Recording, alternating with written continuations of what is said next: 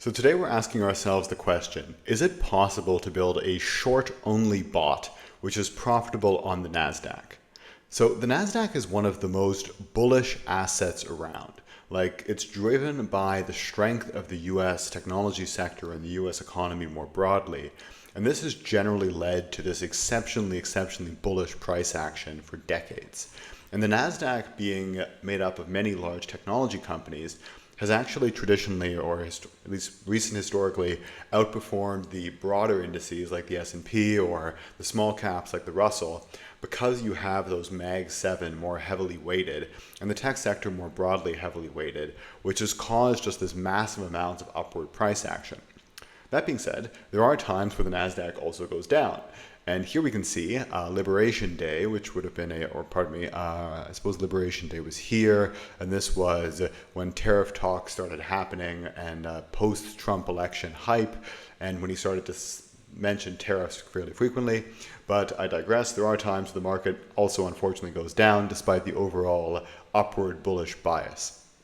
And to pretty much hedge against having these periods where we do have the market going down, it is helpful when building a broader portfolio to have some bots which actually are short biased and can make money in short market environments. But unfortunately, it's quite hard to actually get an edge when you're only shorting something which is extremely bullish. And I'm not talking about scalping, I'm talking about more of a full daily range bot, because if most days are green, or if more days are green than they are red, if you were to just blindly buy every single day, you will make money because you're replicating the performance of the broader index. However, conversely, if you were to just short every day, you would lose money because the overall index goes up. So how can we actually filter out the red days where we can aim to identify more red days than random? And the answer here, at least my hypothesis, which I developed an expert advisor on, was based on put-call ratios. And I'm a big fan of using options data on a bunch of my different bots, and I actually pay for a data feed from Polygon, so I have access to all of the options data in real time, and all of our clients can access my data feed via Google Drive. But essentially what put-call data tells us is the amount of options which are either open, so open interest, or the volume traded on prior days. And the two big categories of options are puts, which would be, generally speaking, to simplify things, bets that the market is going to go down, and calls, which are essentially bets that the market is going to go up. And the reason why they're bets is it gives you the right but not the obligation to either buy or sell an underlying asset like stock or an index at a given price. Or like in the case of an index, usually it's just cash in the account because it's an index option. But for the purposes of this video, puts are generally traded when people think the market's going down, and calls are traded when people think the market is going up. Put-call ratio is always puts divided by calls. So the larger that the put-call ratio is, the more bearish something is, because this would mean that, let's say 100 puts were traded and one call was traded, 100 times more bearish bets were taken than bullish bets. Therefore, we're going to have this really bearish signal.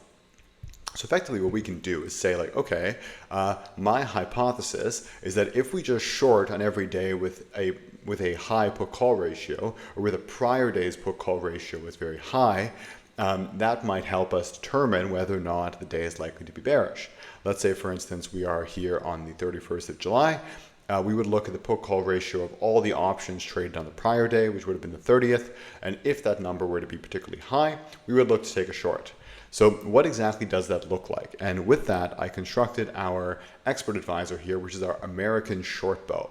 And pretty much what we're doing is if the put-call ratio is above 1.6, we are shorting. And this it would be for the NASDAQ specifically. As you guys can see, this is a back test from mid-year 2021 up until today, and it is quite nice and profitable. Here we're having around a 7% drawdown and a 64% return, so not insane, but one thing to note is this would be a hedge against more long-only strategies. So we're looking for something which is profitable, but you're probably not going to have the same magnitude of profitability when you were to compare this to something like a long-only bot, just because you don't have necessarily the same long-term long bias. So what exactly are we doing? As you can see here, when the market opens, if the prior day's put-call ratio was high, we short. And in this case, it first went down, but it actually turned and we stopped out. Therefore, we were wrong. But if we can find ourselves a winning trade, like this would be a perfect example, where we shorted at the top, went down, and we closed at end of day, and this would have been a massive winner. And this particular bot, something which is really interesting is we're actually using a very tight stop loss. And this is because on most days, the NASDAQ will go up, and on most days, we will stop out. If we look at the backtest results, we actually only have around a 22% win rate. But the real secret sauce is look at this risk reward. We're having a massively higher average profit trade over average losing trade.